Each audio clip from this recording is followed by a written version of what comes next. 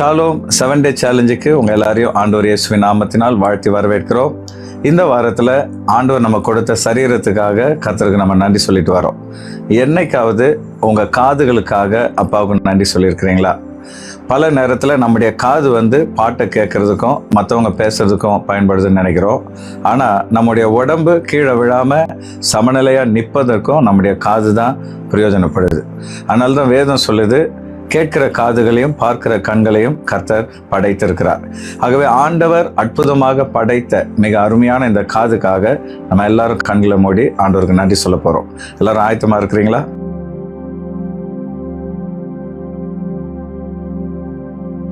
முதலாவது ஆண்டவருக்கு நம்ம நன்றி சொல்ல போகிற விஷயம் என்னன்னு பார்த்தீங்கன்னா, நம்முடைய உடம்புலேயே மிக நுண்ணிய சின்ன எலும்புகள் காதுகளுக்கு உள்ளதான் இருக்குதான். மிகப்பெரிய செய்திகளை கூட அந்த சிறிய எலும்புகள் தான் நம்முடைய காதுகளுக்குள்ள கடத்துது. ஆகவே கண்களை மூடி ஆண்டவர் கொடுத்திருக்கிற இந்த அற்புதமான காதுக்காக நன்றி சொல்வோம். ஆண்டவரே, எங்கள் காதுகளிலே மிக நுண்ணிய எலும்புகளை நீர் வைத்திருக்கிறீரப்பா. ஆண்டவரே, அந்த எலும்புகள் சிறியதாக இருந்தாலும் பெரிய செய்திகளை எங்களுக்குள் அது கடத்துவதற்காக உம்மை துதிக்கிறோம். எங்கள் காதுகள் எப்பொழுதும் நல்ல செய்திகளை கேட்பதற்காக உம்மை ஸ்தோத்தரிக்கிறோம். ஆண்டவரே, நீர் கொடுத்திருக்கிற இவ்வளவு அற்புதமான காதுகளுக்காக உள்ளத்தின் ஆழத்திலிருந்து உமக்கு மனதார நன்றி செலுத்துகிறோம். நீ எத்தனை அருமையான படைப்பாளியாக இருக்கிறீரப்பா. ஆண்டவரே, அப்படிப்பட்ட நல்ல தெய்வத்தை நாங்கள் மனதார ஸ்தோத்தரிக்கிறோம்.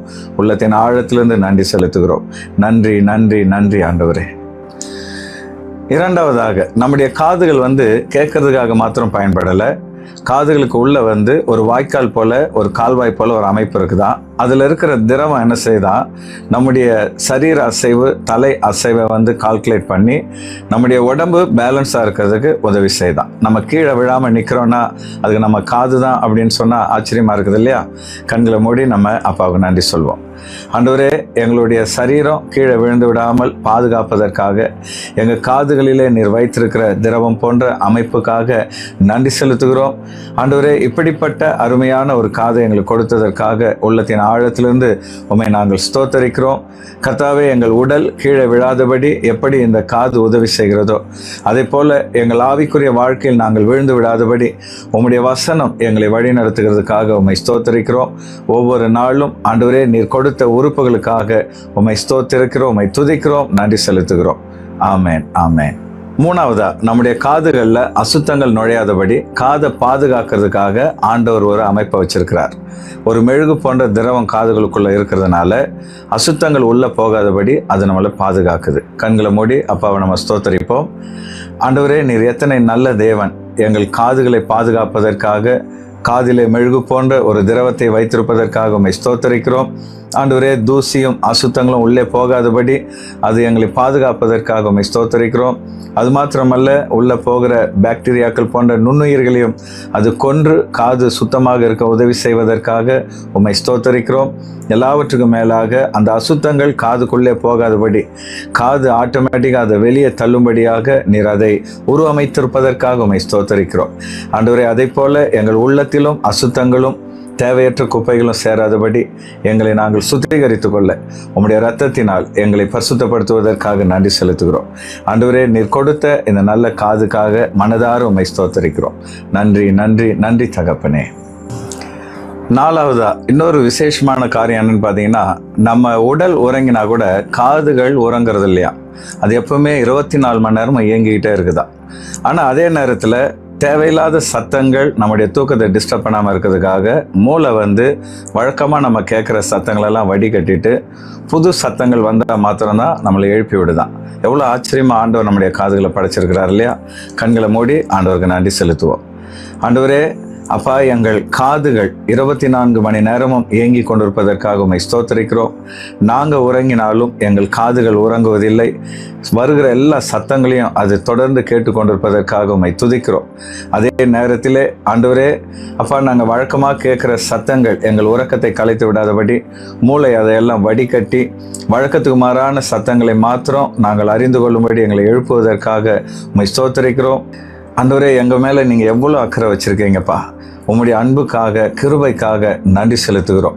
கர்த்தாவே, காதுகள் எப்படி 24 மணி நேரமும் சத்தத்தை கேட்டுக்கொண்டே இருக்கிறதோ அதை போலவே எங்களுடைய இருதயம் எப்பொழுதும் உம்முடைய சத்தத்தை கேட்டுக்கொண்டிருக்கிற பாக்கியத்தை தருவீராக. எங்கள் உடல் உறங்கினாலும் எங்கள் இருதயம் எப்பொழுதும் உம்மோடு கூட பேச உம்முடைய சத்தத்தை கேட்க கிருபை தருவீராக. நீர் அப்படியே செய்ய போவதற்காக நன்றி நன்றி நன்றி தகப்பனே.